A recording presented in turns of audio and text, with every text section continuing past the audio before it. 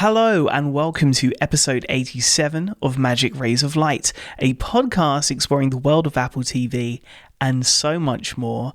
This week's episode brought to you by Sequel. I'm of course your host Sigmund Judge, and I am joined once again by my co-host Mr. Devon Dundee. How are you this week? Hey Sigmund, I'm good. I thought that things might slow down a little bit this summer, content-wise, but I think Apple's been keeping us both pretty busy, not only with the content, but also with the news. We've got a lot to talk about this week. We do. In fact, a packed week this week, including a recap of psychological thriller The Crowded Room, following its series finale, release news, up next picks galore, and more. But we start with this week's highlight, new Apple original film, The Beanie Bubble. Ty was a frustrated toy salesman until his collaboration with three women turned his stuffed animals into a defining 90s trend. This behind-the-scenes look at history's biggest toy craze is a wild story about what and who is valued in this world. Do you know what the greatest thing about America is? You can make things happen here like nowhere else. You have the power to create your own future. You can be anything. You can do anything. You want to sell high-end stuffed Himalayan cats. Understuffed, actually, for greater posability. This has always been my company. Company we created together. Why do you have to be so dramatic? I mean, My salary's been reduced 75%. yeah, I'm just doing what's necessary. You know, running the real, actual business over here. My life is this company. I see where it's going. There are signs of real trouble. Genius is 1% inspiration, 99% presentation. That's not how the saying goes. Everything good that's happened to me is because of you guys. We are bonded forever. Now, I know we've both been really looking forward to this one for so long, but Sigmund, I have to ask you, was our excitement for this film busted like the Beanie Bubble? Let's find out. Directed by Kristen Gore and Damien Kulash Jr. of OK Go, funnily enough. And I think Kristen Gore is Al Gore's daughter. And based on the book The Great Beanie Baby Bubble, The Mask Delusion and the Dark Side of Cute by Zach Bisnet, which of course tackles the Beanie Baby sensation which coincided with the advent of the internet. The understuffed posable toys were the first direct-to-market consumer item in the days of dial-up modems and America Online. The Beanie Babies were also the first to have a website and the first to really harness the online bidding model for some of its limited editions on eBay. It's really funny watching this because it doesn't feel like that long ago. I don't know if you or your family members got caught up in this craze, Devon, but one limited edition I do remember being a thing was a purple Beanie Baby in memory of the late Princess Diana. That's how big this craze was. What's interesting about this is when we've looked at the trailers, the story had been advertised as telling the story of the three women behind Ty Warner's success. Robbie, Sheila and Maya, played by Elizabeth Banks, Sarah Snook and Geraldine Viswanathan. And how Ty, played by Zach Galifianakis, used their ideas and then unceremoniously screwed them over in different ways.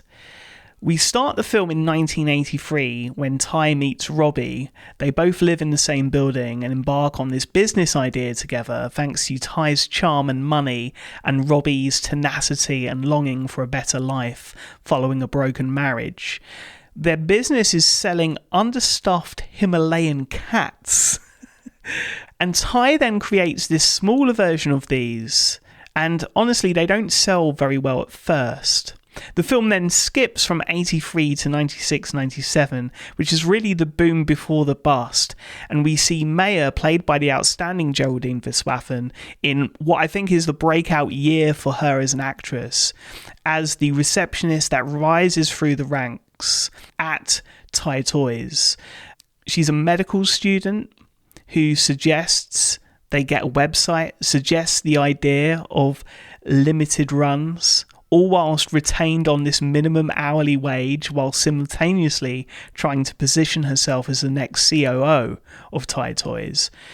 And also in the 90s, we have Ty Warner, who Zach Galifianakis brings to life in what I can only describe as a mix of Michael Douglas and Steve Bannon, right, in this very weird visual, who meets Sheila, a single mother of two, who initially has her guard up but reluctantly falls for him, as do her two young daughters, who are misdirected by his initial demeanour.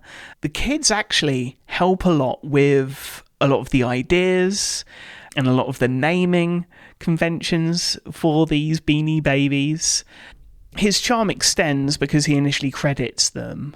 As things go wrong, that credit slips away, not just to these young girls, but also to the other women in his life. Also, he is, and I think you'll agree here, a deeply troubled and insecure man in, I think, way over his head. Because there comes a point where he tries to do too much when in fact he hadn't contributed much of anything at all in the first place. What were your thoughts on Zach Galifianakis' portrayal and the other performances in The Beanie Bubble? Oh, I thought he was fantastic. I think this is a very different role from what we're used to seeing him in. I think we traditionally think of Zach Galifianakis as kind of a comedy guy. You still think back to his days back in like the Hangover films and stuff like that. That's kind of what I think his niche is. This is a much more serious role. It is funny, but not in like a ha-ha way, more of like a you kind of feel bad for this guy that he's so troubled kind of way. And he really does portray this person with so many layers. He is that kind of savvy, suave. He can woo you in that way. But then as soon as you turn your back, he's pulling out the knife to stab you in the back with it, right? I still can't get over the line from the trailer, and it hit really well in the film as well, I think. I want to speak to Oprah. Has she reached out? And I think that just kind of sums up his whole attitude about everything. He just has a very inflated ego. He lets the success go to his head, and he thinks that he's the one who did all of it. When in reality, he had a good idea, and he was the funding, and he did play a role, and the whole company again is named after him, which again might be an ego thing. But it's really these women in his life who really helped build the company and build him up. And rather than giving them credit, he decides to ice them out and take it all for himself. You talked about Geraldine Viswanathan as Maya. I really loved her role in the film, the way we see her go from this, I think she starts off as 17, and she's a receptionist just looking for some extra money while she's in school. And she's the one who really creates the Beanie Bubble and even realizes what's happening to the company before it happens and tries to warn them. And of course, Ty doesn't listen. But it's really great to see her grow and use her skills. And she really was ahead of the curve on so many things. And all these people who love Beanie Babies have such fond memories of them. They really have her to thank for making them the craze that they are. Elizabeth Banks was also amazing as Robbie.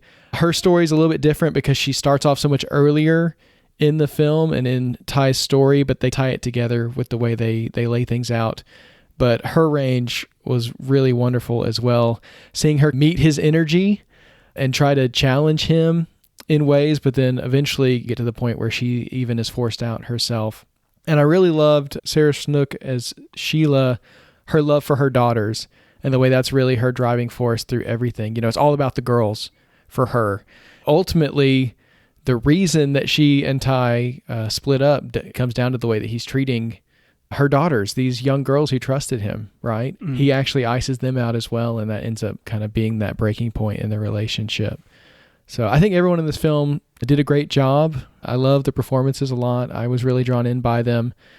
And yeah, these three women, such powerful roles, obviously based on real people who really were that strong. And I enjoyed the performances a lot. Okay.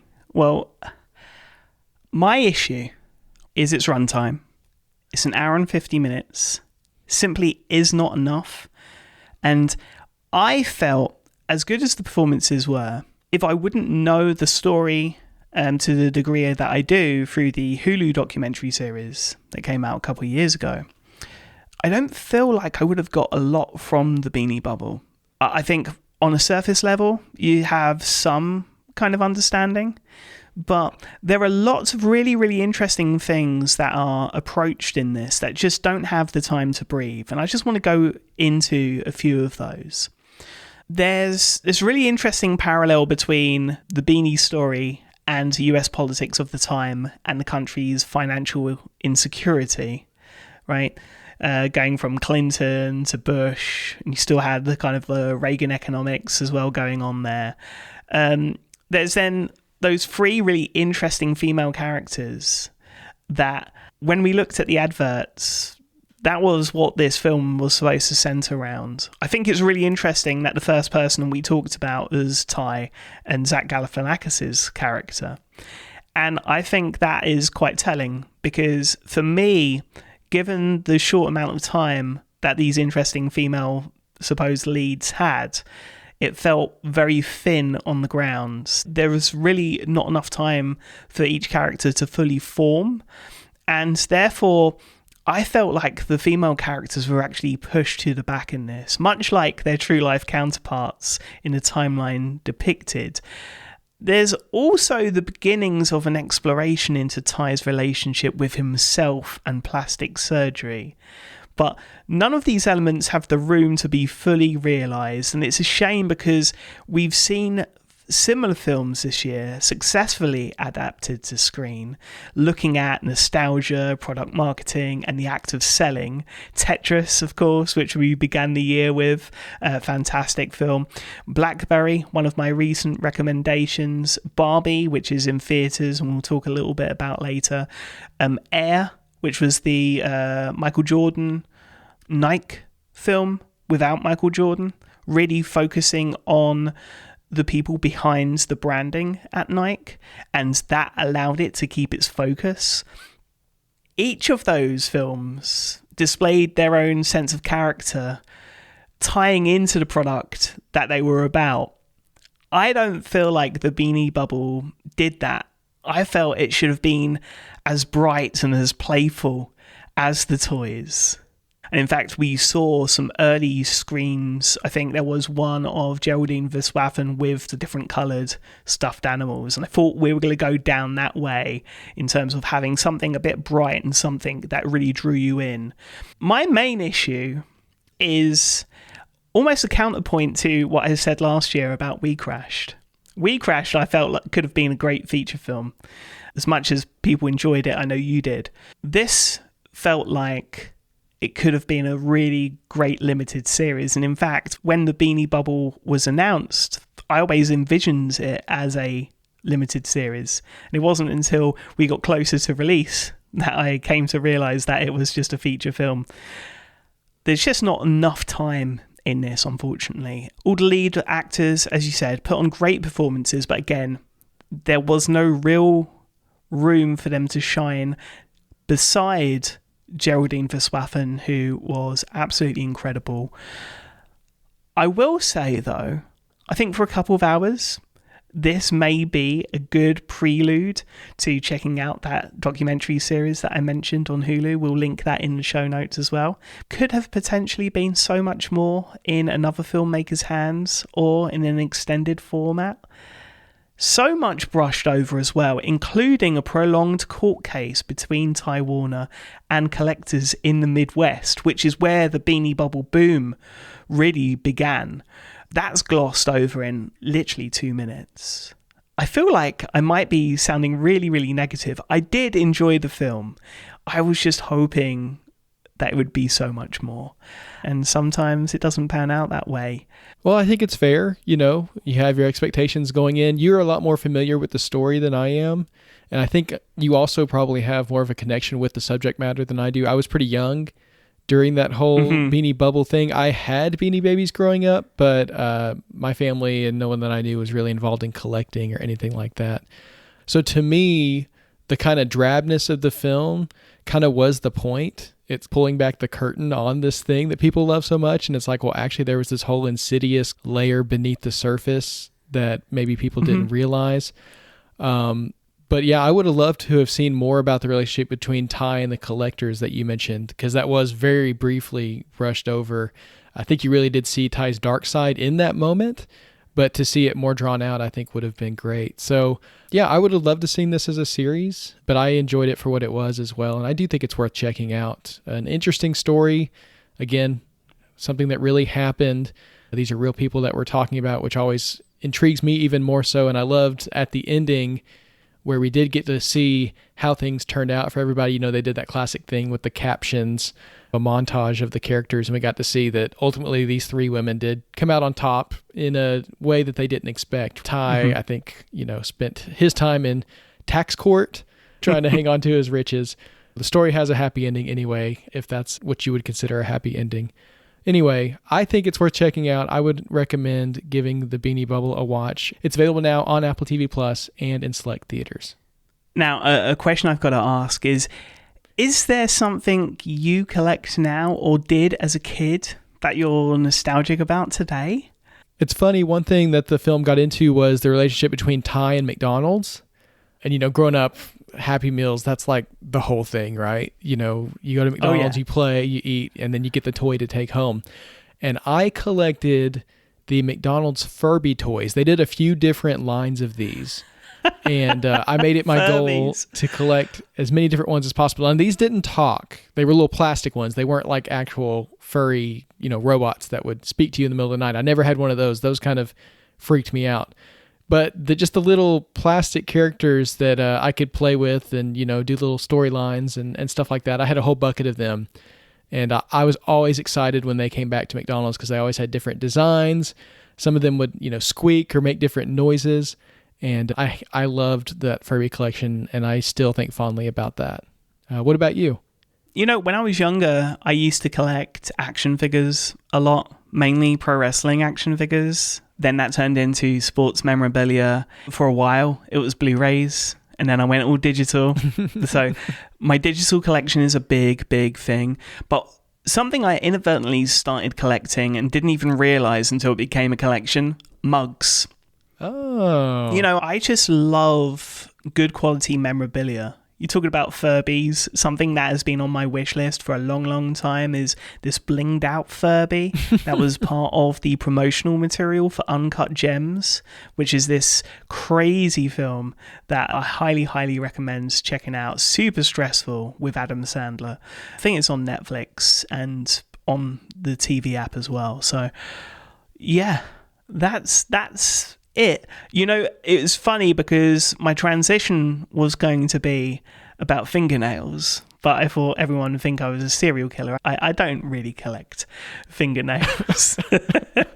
But an Apple original film called Fingernails is on its way and will make its international debut as a special presentation at the Toronto International Film Festival, taking place September 7th through 17th.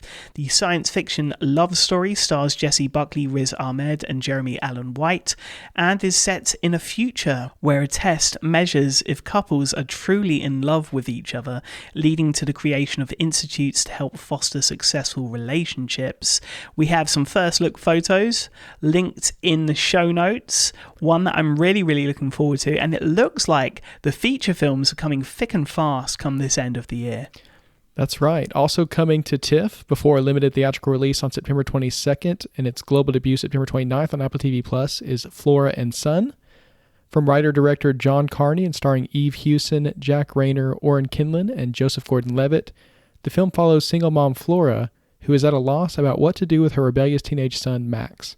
Her efforts to keep him out of trouble lead to a beat-up acoustic guitar, a washed-up LA musician, and a harmony for this frayed Dublin family.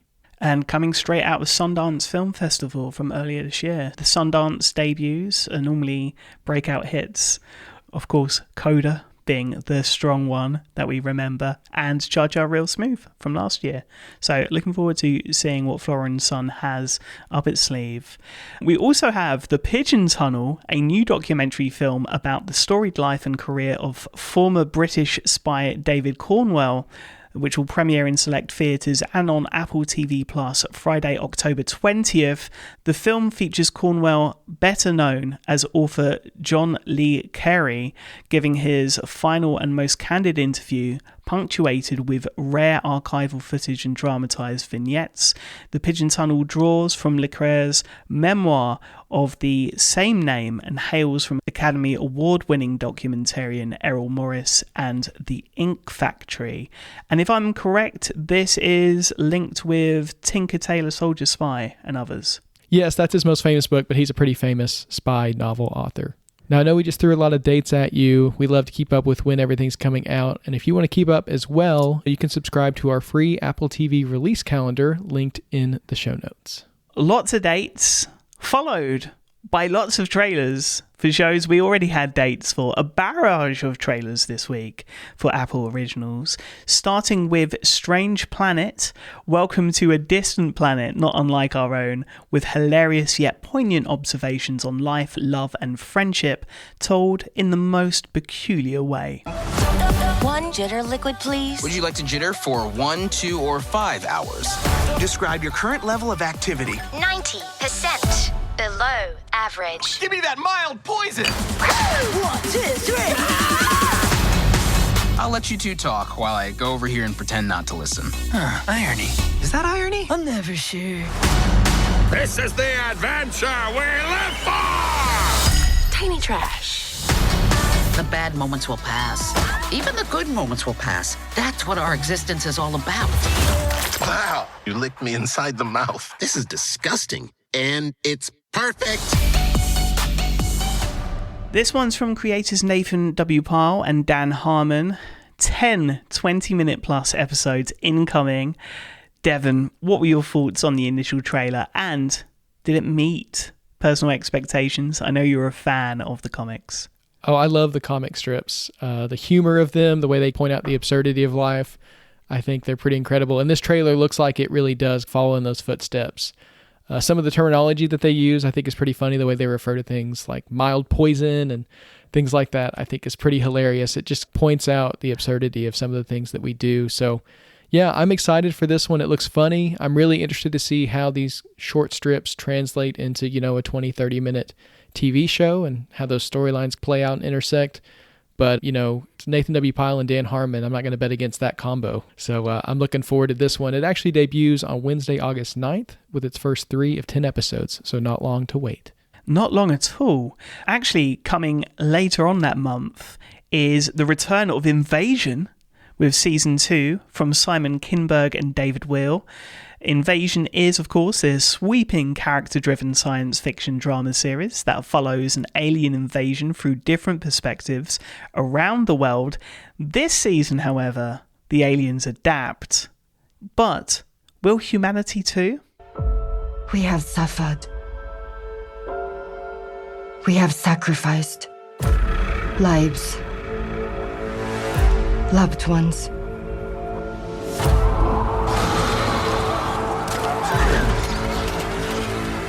Connection. It's the only chance we'll have to learn what they want. And how to stop them. A big surprise is the return of Sam Neill. And I think that's where we've got to start our discussion on this trailer, right? Yes, a very welcome and happy surprise. I think throughout the entirety of Season 1 of Invasion, I enjoyed it. I love the different storylines, but I was always like, when are we going to get back to the sheriff from episode 1 who just randomly gets sucked into the ground and then we just don't talk about him anymore? And that's where it all starts, right? That's where the contact between aliens and humans even begins. So I'm really happy that we're getting back to, first of all, acknowledging that he exists at all.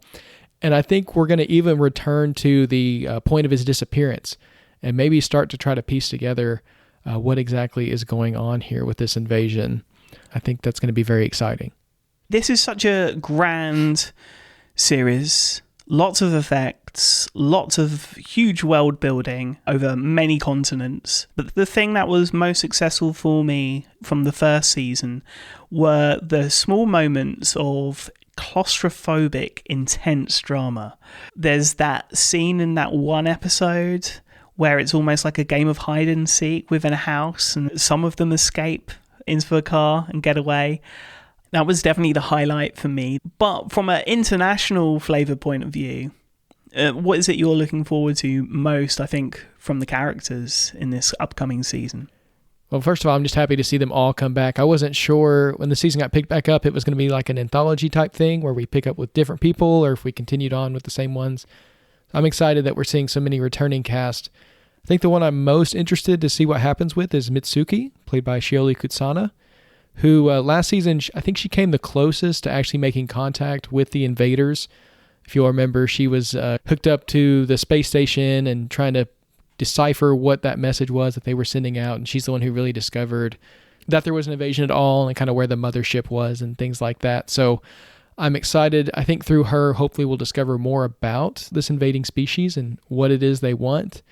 And I think her storyline looks really interesting this season. But we can pick up with Mitsuki and all the other cast of characters in Invasion Season 2 when it premieres August 23rd with its first of 10 episodes on Apple TV+. From strange planets and bigger worlds to a strange story on our planet, The Escape of Carlos Ghosn is the last trailer that we're going to talk about this week.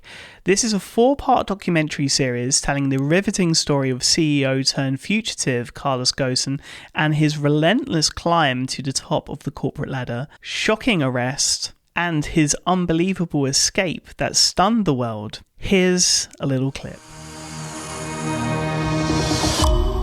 Carlos Ghosn was the best automotive CEO in the world. One of the most respected business executives ahead of Bill Gates. We have reached a new era. It's kind of the story of Icarus. The guy soared to the highest of highs, probably too high. Breaking news, Nissan's chairman Carlos Ghosn has been arrested. There were many serious wrongdoings. Money laundering and corruption. The maximum penalty of 10 years in prison. Is Carlos Ghosn a victim or a villain?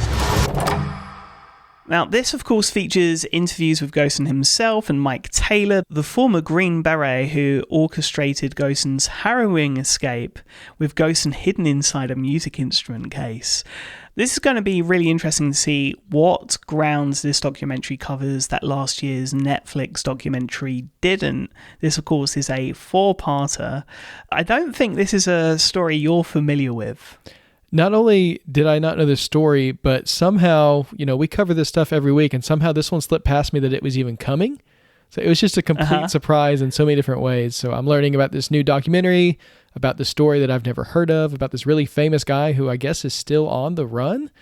It was a lot for me to take in, but I'm excited for this one. I love these docuseries. This is in line with like the big con that we saw last year. It's cool that we're going to get his perspective as well and see the story from his point of view, why he made the decisions that he did. But again, this is going to be one of those things I'm going to have to resist the urge to Google it and really just let the docuseries speak for itself, at least to me. But you having seen another docuseries on the same subject, it'll be interesting to hear how they compare as well when this does come out. Thankfully, Devon, you don't have too long to resist, as Wanted: The Escape of Carlos Ghosn debuts globally Friday, August 25th. On Apple TV+. Of course, we had some other teasers as well, but we're waiting for a longer trailer, but we'll link it in the show notes. The Morning Show Season 3, we got a teaser with Jon Hamm included. Of course, Series 3 debuting on September 13th, which, Devon, just so happens to be, shameless plug, my birthday. So looking forward to that. Now, talking of my birthday, I'm only kidding. Beats Studio Pro official announcement. We talked about this a couple of weeks ago. It's about the possibility of Beats Studio Pro being announced. They finally have. Tell us a little bit about this, because this headset is very different, I think, in a lot of ways. And I'm interested to know if these are something that you're tempted to pick up. Yeah, first of all, just the basics. They cost $349. They're available in black, navy, white, and deep brown, which I think is a new color for Beats. Interesting addition there. These feature both USB-C and a 3.5 millimeter headphone jack, and they support lossless audio through that USB-C port. They offer up to 40 hours of listening time if you don't have the transparency mode or the noise cancellation turned on, which, of course, these feature both of.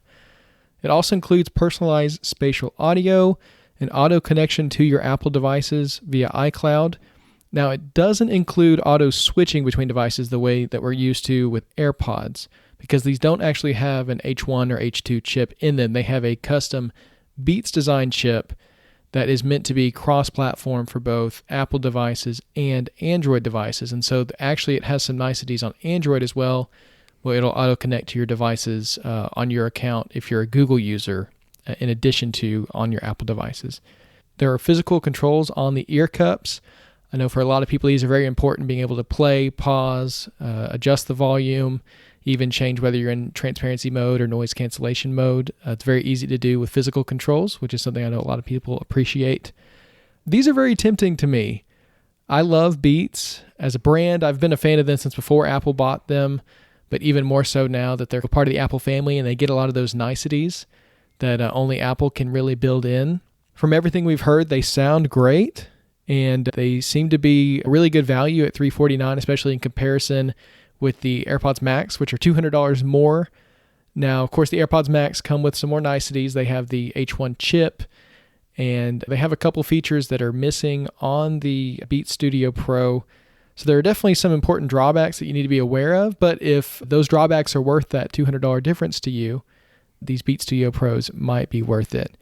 Now, of course, my concern is always going to be comfort. I seem to struggle with the noise-canceling headphones, which is why I tend to stick to my AirPods Pro. From what we've heard, these are actually a lot lighter than AirPods Max because they're made of plastic. So that also impacts build quality a little bit, but they're also more portable in that way. I'm definitely tempted by these. I don't know that I'm going to be shopping for headphones right now. I'm kind of saving for maybe a different purchase at some point in the future right now. Yeah, these are very compelling, I think. One turn off and one turn on for me on these. The turn off for me is the auto pause not being a thing when you take them off your head. Something that I just feel like I need now. I've got it on the AirPods Pro. I've got it on the AirPods Max. The turn on is got to be USB Type-C and a 3.5mm jack, which we're all happy to see the return of. That means that you'll be able to connect those not only to Android and via USB Type-C, but also analog media, right? Including vinyl. Although a lot of people, despite having an Apple Music subscription, have a nice vinyl collection for a different experience. And they might just be interested in this because last year's Causeway has its soundtrack releasing on vinyl through Lakeshore Records on September 15th on this really nice white, blue and black burst coloured vinyl. The slow ambient soundtrack, composed by old Sigur Rós collaborator Alex Summers, hums with an ominous and wounded optimism with the 12-inch with full colour sleeve, including all 13 tracks, and that's available now. We'll link that in the show notes. So, of course, listen to the soundtrack and maybe rewatch Causeway, a fantastic film, of course, Academy nominated as well, on your Apple TV, which this week just so happened to get a software update for everyone. tvOS 16.6 adds support to Siri in Hebrew on Apple TV and HomePod. Of course, tvOS 17 and its public beta is also now available since we last talked. Nothing really to report from the last couple betas, but if something new appears over the coming months, we'll be sure to let you know all about it. Do let us know what your experiences are with tvOS 17 for everyone that's jumped in on the public beta. An exciting time, an exciting couple of months ahead before its general release expected in September. One feature I still can't get over, I think you will agree with me, Devon, despite not being big into sports like myself, it is, of course, multi-view. I just love it. It's a feature I've been using a lot of during the Leagues Cup games these past couple of weeks. The MOS versus the Mexican League. It's a really, really cool tournament, worth checking out. And we could be seeing more football coming to multi-view if rumours are anything to go by. This time with a bit of a European flavour. Tell me about this one, Devon. That's right. World Soccer Talk reports that Apple are in early talks with Bundesliga, the top German football league, to stream matches starting in 2026. which is a pretty interesting move. It's one of the best leagues in Europe. And it's also a little bit different from maybe some of the sports leagues that we're used to, with German football implementing a fan ownership system. So that might be cool to see on Apple TV Plus or on our Apple TVs in some form. Also worth noting, in an interview with the Daily Mail, Apple Services chief Eddie Q expounded on the importance of global rights in Apple's approach to sports deals. When asked about the company's interest in the Premier League, Q reiterated that Apple is looking to distribute sports globally, not just to a select number of countries. So he didn't say no, but he really emphasized something that I think we know to be true. When it comes to these sports deals, Apple really wants them to be global. You know, we saw that with Friday Night Baseball. We see that with MLS Season Pass. They're looking for these deals where they can get rights everywhere, which, of course, with a lot of leagues is difficult because they have all these cutouts and different deals over many years with different distributors. It sounds like Apple's going to continue that push, be looking for these unique partnerships where they can really have a lot more control over the worldwide distribution. And so I guess that's what we can expect in future sports deals as well.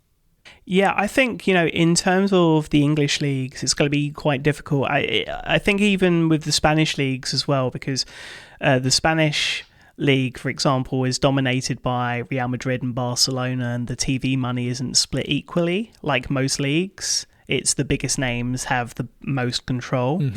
Where I think it could get interesting is the World Club Championships that are going to be rolling out from next year. That will happen every 2 years, and that's going to see the best clubs throughout the globe playing against one another. Basically, a kind of expansion of the European Champions League that we've been used to, this time through FIFA. I also think in terms of English competitions, one that could be really interesting for Apple to pick up, which I believe has its rights open pretty soon, is the FA Cup, which is the oldest club competition in football. Obviously, it emanates from England.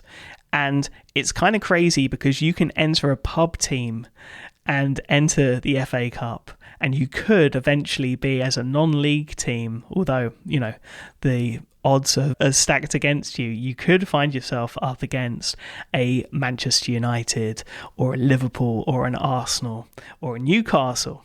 So really interesting. Also, just another thing to mention, so far no deals have been done for the new Saudi League, which seems to be making a lot of waves in terms of big transfer moves. Cristiano Ronaldo's just gone there. Liverpool's ex-captain has just gone there, along with a lot of top names. So that might be one to keep an eye out for as well for football and soccer fans. There's probably going to be more emphasis on sports and live events over the coming months and years, especially if what's going on behind the scenes in Hollywood and beyond is anything to go by. Let's talk about some in-production news and start with an update on the SAG-AFTRA strikes and WGA strikes that are going on and how that is impacting Apple productions across the globe. Well, we received news that production on Foundation Season 3 and Silo Season 2 have shut down as a result of the strikes, and so they're not in production at the moment. Interestingly, Tehran actually was granted an interim agreement waiver to finish the final week of their Season 3 filming, and the way that works is the production company agrees to the latest offer from SAG-AFTRA, and if they pay those deals, then they can be granted a waiver to continue production. And I think because Tehran was produced by an Israeli production company, they got a little bit more leeway and were actually able to finish production on Season 3. So that's one that actually has gotten across the finish line, but two really big ones, Foundation and Silo, both are in limbo right now. So they won't be waving the checkered flag on their productions anytime soon. Another film that probably won't be waving the checkered flag is Brad Pitt's F1, Apple original film, which started production at Silverstone and got to do some on-track recording a couple of weeks ago, which is very cool. And their plan was to continue to do that throughout the F1 season. Now, unfortunately, with the strikes going on, we can presume that is not happening. I think might put that film on maybe even a year-long delay because they'll have to wait till next season maybe to get those shots that they need on the track, which is, of course, unfortunate. But as always, we stand with those who are fighting to get fair treatment, and we hope to see a resolution to these strikes as soon as possible so everyone can get back to work.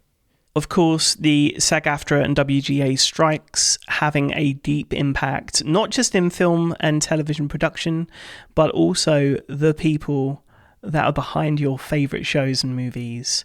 Everyone, from actors to lighting to grips, best boys, the whole lot.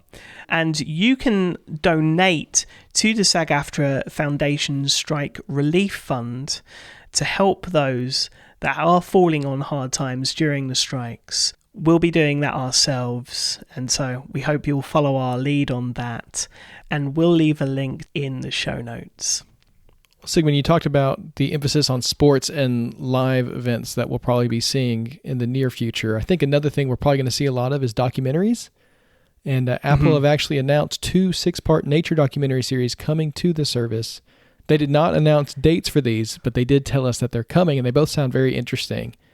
From Tailfeather Productions, Born to be Wild follows 6 extraordinary animals for several years as they are brought up in our world, but destined to return to theirs. Using the latest camera and tracking technology, the pioneering series follows the amazing journey of a savanna elephant calf, 2 young cheetahs, a ring-tailed lemur pup, a moon bear cub, Iberian lynx kits, and orphan African penguins from their first few months of life through to release and beyond into the wild. That sounds pretty interesting. Born to be Wild coming to Apple TV+. And from Offspring Films, Endangered Planet explores our planet's fragile ecosystems, unearthing clues about how to help save and protect the most precious endangered species. All of the elusive animals profiled, including the Gobi bear and the North Atlantic right whale, have one thing in common. There are fewer than 1,000 of them left in the wild. Wow, that's actually a shocking fact. Also announced this week, 10-episode family drama series La Maison, starring Lambert Wilson. High fashion meets high drama in this behind-the-curtain look at how a family dynasty of an iconic fashion house is thrown into scandal and reinvention by a viral video featuring star designer Vincent Ledoux, leaving his family's legendary haute couture house hanging by a thread. Pearl Foster, Vincent's former muse, who is still in his shadow, teams up with next-generation visionary designer Paloma Castel to save and recreate the century-old Maison Ledoux, claiming their rightful place in both the Ledoux family and the fashion world. The series is currently filming in Paris, and I think this is something worth mentioning actually with regard to productions. Of course, SAG-AFTRA is a union for America, but of course there are certain actors and whatnot that are part of SAG-AFTRA because a lot of their work is in America, and therefore they can't get involved. You will see some European productions which may strike in solidarity, but there are certain laws, especially in the UK, that forbid that kind of action. So, going to be really interesting to see what we get, and maybe we'll just get a bit of a more international tone in 2024, which I don't think is a bad thing at all. I'm never going to complain about more international series and films on Apple TV+. I think all of their international content is great, and it also contributes to the diversity on the service and its appeal to an international audience. So, yeah, I'd love to see more series like La Maison in production as well. Moving to in development, Production Weekly reports that a second season of The New Look is in the works. The thriller series, which has yet to air its first season, takes place in the Paris fashion world at the end of World War II, and depicts the meteoric rise of fashion designer Christian Dior as he dethrones Coco Chanel. It's fashionable to be an Apple TV fan, don't you know? Now, according to the US Copyright Office database, Apple have acquired the rights to the Lumberjanes comic book series published by Boom Studios. The series follows a group of girls named Mal, Ripley, Molly, April, and Joe spending summer at a scout camp and the strange creatures and supernatural phenomena they encounter there. Apple previously lost a bid for the rights to an animated series adaptation to HBO Max in 2020. This almost feels like the perfect companion to Surfside Girls, so I think fans of that series have got something to look forward to in the far or not so distant future. We'll have to wait and see. One I will be adding to a certain app, of course, our sponsor for this week, Sequel, the ultimate app for keeping track of movies, shows, games, books, and audiobooks. But once again, Devon, I've been slowly adding my digital libraries to the app. This time, though, I've also been setting series collections by streaming service. We're all feeling the pinch a little, I think, and having to decide what we subscribe to. And Sequel Plus collections let you save movies and TV shows by streaming services. You just simply create a new collection, work out everything in that service, name it, either your Netflix or Max or whatever it might be, Peacock, Discovery Plus. But I think what's really cool about this is by doing that, you can create a big enough backlog and know when to jump back in and get your money's worth out of that month. If that's the way you're doing things, by dipping in and out, which honestly I think is the perfect way to do things, especially through in-app purchases and Apple. Very, very easy to cancel your subscription right after you've made it so that it doesn't auto-renew at the end of the month. Beside that, though, Sequel is also my favourite organisational app. On a shared iPad, I've got this shared iPad in the home cinema so that the family can make a collection of suggestions as to what to watch together next. And honestly, Devon, I'm so excited for the app's future across not only iOS and Mac and iPad OS, but next year, Apple Vision Pro. So jump in ahead of the crowd, whatever platform you may be interested in logging all of your media. You can, of course, download Sequel by using the link in the show notes. And if you use the code MAGIC, you can get up to 25% off your first year of Sequel Plus. And that offer is valid through the month of July. So just a few more days to go. Our thanks to Sequel for sponsoring this episode of Magic Rays of Light. Now, Sigmund, let's talk about some of the recent Apple TV releases that we might be organizing in Sequel to make sure that we get around to all of them. There is a lot going on in the world of Apple TV releases right now. Starting, of course, with Apple Arcade, we got some news that I thought was worth sharing. You just mentioned Vision OS, and there's actually a Vision OS version of What the Golf in the works, according to Tri-Band CEO Peter Brunn. I think this is our first indication that an Apple Arcade title will be coming to Vision OS, not just as, a flat window, but actually in an immersive experience. And I think that's really exciting to know. Yeah, funnily enough, I spotted this during one of the sessions because you can actually see this already during one of the sessions at WWDC. Oh. It's this like office toy that you can just have on your desk and then pick up and play the levels. It's really, really well implemented. I'm so excited for Apple Vision Pro and everything coming. But that is in the future. Before we go into today, let's take a step back into the past with last week's Apple Arcade releases. Tell me a little bit about what we've missed and what you've possibly been playing. I, of course, am still stuck on Temple Run. In the top 10 consistently now every week. So, boom, there we go. That's awesome. I'm still working on my Prestige in Jetpack Joyride 2. They really added a lot of replayability to that game, and so I'm trying to get through all of that. But once I finish that, I really do want to get to last week's release, which is Stardew Valley Plus from Concerned Ape. Move to the countryside and cultivate a new life in this award-winning open-ending farming RPG. In Stardew Valley Plus, you grow crops, raise animals, build your home, start a family, and take part in community festivals. Now, this version on Apple Arcade is the single-player version of the beloved pixel art game. You've probably seen screenshots if you haven't played this one yourself. It's just a beautiful, beautiful game. And I know a lot of people who have loved this across different platforms. I've almost bought this multiple times on my Switch before, but Apple has made that easy on me now because I have it available in Apple Arcade. I think this is a great addition to the service, one that a lot of people will enjoy, and it's available now on iPhone and iPad to everyone who subscribes to Apple Arcade. This week's release is Hello Kitty Island Adventure from Sunblink. It's an open-world family game that supports up to 2 players, where you can explore the island, go on quests with your friends, solve puzzles, and more.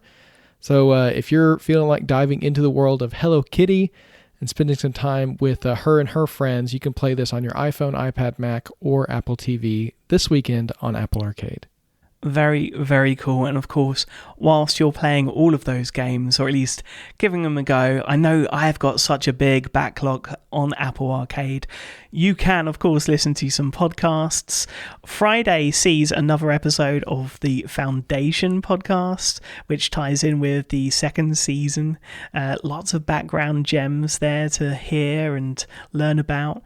On Monday, we have Undercover of Night, a series that just keeps going and going and going, and we still don't know how many episodes there are. But yeah, really, really excited for yet another episode of that. And of course, on Wednesday, we see another episode of After the Whistle, which follows the FIFA Women's World Cup happening in Australia and New Zealand, which of course you can follow on the TV app wherever you are in the world. So definitely check it out and give that tournament your full support. Speaking of sports, we have Friday Night Baseball, Cleveland Guardians at Chicago White Sox, and one that I'm looking forward to, Los Angeles Angels at Toronto Blue Jays. Coming up to the business end now of the baseball season. Really excited to see how things go. Of course, the highlight for me the last couple of weeks has been MLS Season Pass, because we got the debut of Lionel Messi, making his Inter Miami debut alongside his former Barcelona teammate Sergio Busquets.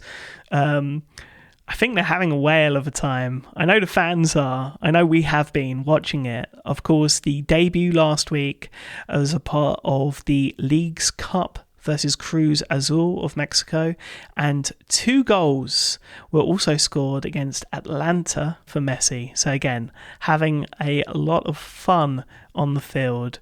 MLS Season Pass saw 3 of its most watched games of the season this past week, so definitely doing numbers.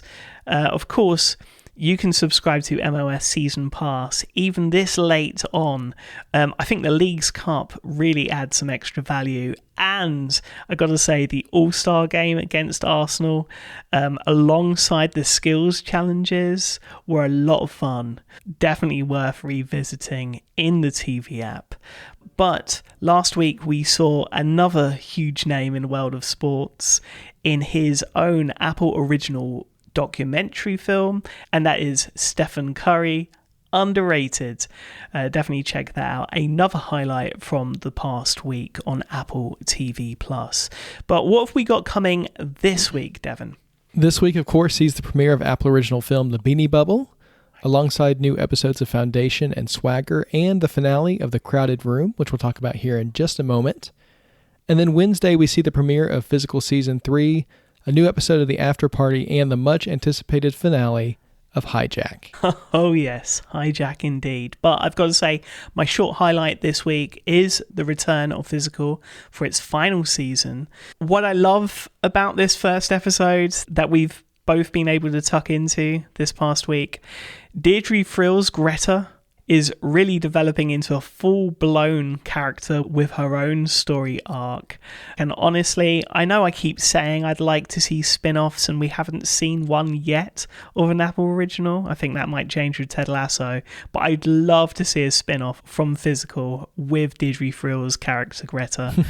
Rory Scovel as a bitter ex-love interest of Sheila. I just can't get enough of it. And I cannot get over the transformation and attitude of Zooey Deschanel's character, Kelly, or at least Sheila's internalized vision of her TV rival. All of these elements make for a real highlight this coming Wednesday, so check it out. And if you've not had a chance to watch Physical Season 1 and 2, they're now available for you in full to get you prepped over the weekend, ready for Wednesday's Season 3 premiere. Very cool, and we'll of course be checking in with Sheila throughout the season on Physical Season 3. Some fun extras this week that we wanted to share. Burna Boy Live from London Stadium is now available on Apple Music Live. Of course, you can access that in the TV app if you're an Apple Music subscriber. We love the Apple Music Live series and love to see it continue to grow. In the world of Fitness Plus, there's a soccer-inspired hit workout for Lionel Messi's arrival to MLS. You've got all the trainers in their pink jerseys doing their hit workout. It's pretty cool to see. I love these little tie-ins with Fitness Plus as well. And in the world of social media, if you're not yet, we encourage you to head over to Instagram and follow the new Apple Films account. Now, this used to be the iTunes account on Instagram. They started rebranding it a couple of weeks ago, and we didn't say anything because they haven't actually been using it, but this week they actually started posting and promoting films. There's some really cool shots from The Tragedy of Macbeth that they shared. Always love to see that in my feed. So they're kind of doing the same thing on Instagram that they've been doing on X, formerly known as Twitter, for a while, where they have the Apple TV Plus account and the Apple Original Films account. So you can keep up with both of them, and some really great content being shared there on Instagram. Now, of course, lots and lots to look forward to and sink your eyes into this coming week across Apple TV, Apple Arcade, and Apple Podcasts. But an original we wanted to quickly delve into with its finale this week is, of course, The Crowded Room, a psychological thriller set in Manhattan in the summer of 1979, when a young man is arrested for a shocking crime and an unlikely investigator must solve the mystery behind it. It is, of course, created by Akiva Goldsman, stars Tom Holland as Danny Sullivan, Amanda Seyfried as Raya, Emmy Rossum as Candy, and I think we're finally getting some much anticipated answers to some long burning questions of yours. You've seen the series as a whole, as will a lot of people that have been following The Crowded Room by the time they listen to this podcast. So give me your thoughts on the series as a whole now it's reached its conclusion. I'm excited to finally be able to talk about this one. I was completely enraptured by it throughout its run. Just could not get enough of this series. Now, as we talked about in the lead up to it, some of the marketing, I knew what to expect because of some of the very early announcements about it and how the show kind of changed over time. I was tracking that, but I kind of wish I hadn't known what exactly the series was about. The premise got more and more mysterious as we got closer. As I've been watching the series, I've also been trying to see it through other people's eyes. I watched it with my wife and then also interacting with people on Discord and social media, and seeing them piece together some of the things that I knew going in. I think it's been really fun, a really enjoyable experience. Of course, we know that the series centers on a young man who is dealing with the effects of dissociative identity disorder. And it's based on, very loosely, on a true story of the first person in the United States to be found not guilty of a crime due to mental health. I was inspired after watching the series to actually go check out the book that the series was initially kind of inspired by. And believe it or not, the true story is actually way darker than the series itself. And so I actually haven't read the book yet. But I enjoyed the series for sure. The progressive revelation of what got Danny to the point where he was standing in the middle of Rockefeller Center with a loaded gun, having just fired it. They kind of throw you into that situation and then very slowly peel back the layers and get you to the point where you understand what actually happened through these conversations between Danny, played by Tom Holland, and Raya, played by Amanda Seyfried. The whole series is just the back and forth between the two and then using that to lead into flashbacks. And really, the audience figures out what's going on as Danny does, because one thing you realize very quickly when you meet Danny is that he does not have a total grasp on reality. He's telling these very fantastical stories, disjointed. There's all these different characters that kind of pop in and out of his story, and no one can really confirm who these people are or where they are, or there's even the theory that Danny might have killed them all, which is how he even gets tied in with Raya in the first place. And, over time you learn that some of these people really are some of his own personalities who have come to help him in various times in his life due to situations that he's faced. And Raya gently tries to reveal that to him and help him come to terms with it, and then get to a place where he can enter reintegration and start to piece together those parts of his mind that have separated, where he loses control and becomes a different person. Now, of course, I knew watching the series that Danny had dissociative identity disorder. It's kind of fun, again, to see other people guess that and then maybe try to figure it out before it becomes super obvious. But it's also fun to try to figure out which of the characters are real and which of them aren't as you're going along. Because there are some that are real question marks. There's these friends that Danny has in high school who he runs around with. There's his roommates that he lives with in the ghost house in his neighborhood. Mm-hmm. There's this young lady that he gets involved with romantically through different points in his life. And then at several points throughout the series, Danny talks about his twin brother who he grew up with that we never see. And one of the central questions of the series is what happened to his little brother. And we do eventually figure out the truth of that. For me, I was kind of keeping a running list throughout the series of which of the people I thought were real and which of them I thought were his personalities. And the logic of the series really does hold together. And that's one thing I appreciate about, a TV show is when it's logically consistent and you can actually go back and rewatch it and see it with new eyes and it all kind of makes sense. There's scenes where people look at Danny funny when he's in public and he's having a conversation with someone else. And the reason for that, of course, is that he's actually having a conversation with himself out loud. But the thing that I figured out and was actually interesting to follow throughout the season is that anytime one character recognizes or interacts directly with another character that is one of his personalities, well, then you know for sure that these are two of his personalities that are actually interacting with each other. And so it's kind of a logic puzzle. You figure out that one person is not real, and then just kind of by domino effect, as these people are having conversations, you're like, okay, if that person knows who that person is, then they must not be one of his personalities. And it actually is kind of surprising when it all ties together how many people are living inside Danny's head and the impact that they're having on his life. But of course, it is a very sad story. The realities of living with this and the reasons for it, pretty well studied. And the story is rooted in the reality of the situation that people really do suffer from. And it's a really sympathetic take, not only on Danny's experience, but I think the experiences of others in his life as well.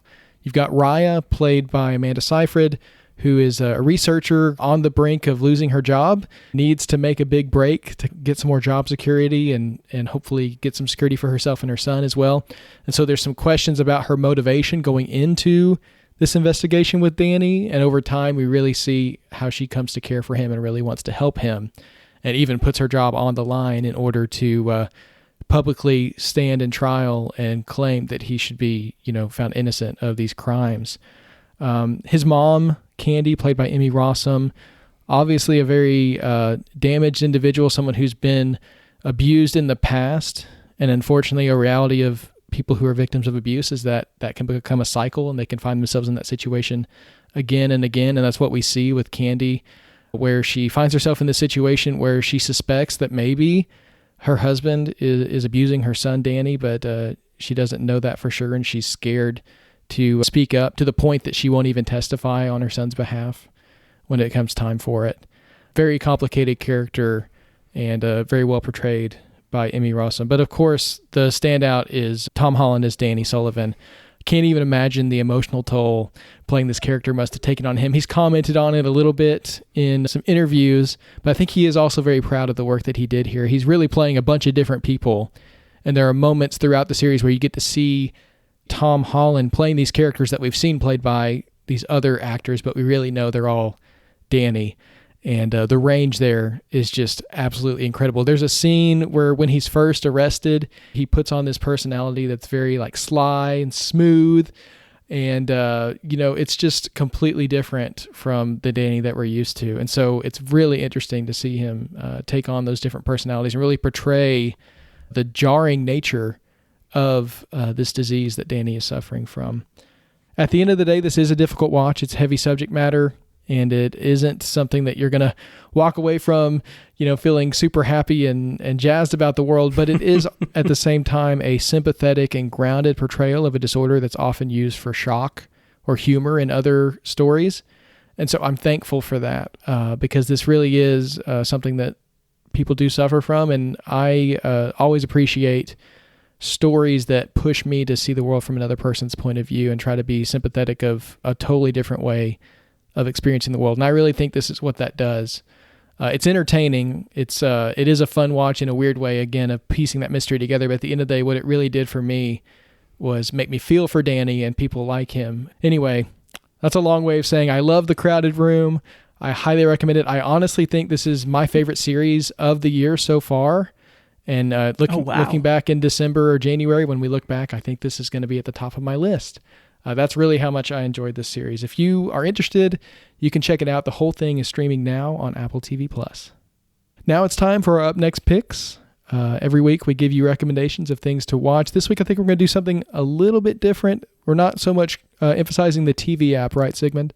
Well, we are, but in different phases, I think, right? Because I want to talk about what's in theatres. There are some amazing films, all different types of films, for all different types of film lovers in theatres. And I think it's really important that people go out and support their local theatres. Maybe not the massive studios behind some of these films. Of course, the Barbie movie coming from Warner Brothers and coming from someone that got paid $26 million, I think it was, in a bonus last year, but doesn't have the money to pay actors. The Barbie movie, it's beautifully put together, very, very bright, very imaginative, and with a message, maybe a little bit on the nose, but a good message overall. We have, of course, the Beanie Bubble, which is also in select theatres, alongside Mission Impossible, Deadly Reckoning Part 1. So good, I've seen it twice now. Such a good film. Oppenheimer, which, of course, the latest from Christopher Nolan, available in 70mm format as well, and IMAX if you can find it. I actually thought 70mm and IMAX were the same thing. They are not. And lastly, the critically acclaimed Australian horror from A24, Talk to Me, which debuts in theatres this week. And all of those are available to pre-add in the Up Next queue when they become available within the TV app. In terms of streaming, Disney Plus Star has Dave's Season 3, which is available in the UK on Disney Plus and in the US on Hulu. It's an amazing series with some crazy cameos come the second half. So highly recommend. Lastly, for video on demand releases this week, Sympathy for the Devil, which is a 2-hour psychological thriller starring Joel Kinnaman from, of course, For All Mankind, alongside Nicolas Cage. So one to check out, also available in theatres right now. Alongside comedy Joyride from Crazy Rich Asians co-screenwriter Adele Lim and producer Seth Rogen, starring Oscar nominee Stephanie Sue. Personally though, I'm going to step away from the TV app for a moment and say that I'm very excited for Post Malone's new album Austin on Apple Music. Recently watched the long-form interview with Zane Lowe. Really interesting. And there was a special performance this past week on a billboard in Times Square. So check that out if you can find it on YouTube or wherever it may be. Now, that's a lot of recommendations for this week. There's just so much going on that you can either watch at home alone or preferably go out and share that experience with friends. What have you been sharing with others this week, Devon?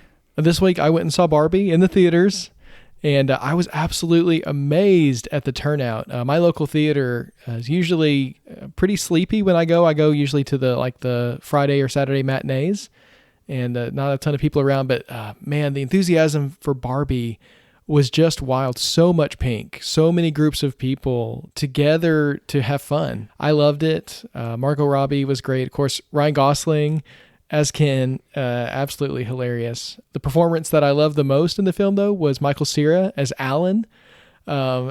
Just incredible. So yeah, it's a great time to go to theaters. There's so many really wonderful films out. I know summer is always a good time to go to the theaters, but I think the summer in particular, it's just like, if you're not checking out your local cinema, you're really missing out. So I'd recommend going out, seeing Barbie or Oppenheimer or anything else that's in your local theater. Just get out and go see a film with other people. It's so much fun. With that said, Sigmund, I think that's all for this week. Thank you so much for listening. Thank you again to Sequel for sponsoring this week's episode. We'd always love to hear from you. Be sure to follow us on Apple Podcasts. Leave us a rating and review there. We always check out and like to see what you have to say. You can also contact us on social media via the links in the show notes, or email the show, or send us an iMessage to mrolfm@screentimes.net. We'll be back next week with the premiere of Strange Planet and a recap of Hijack. So until then, stay safe, watch some Apple TV, play some Apple Arcade, and we'll see you next week.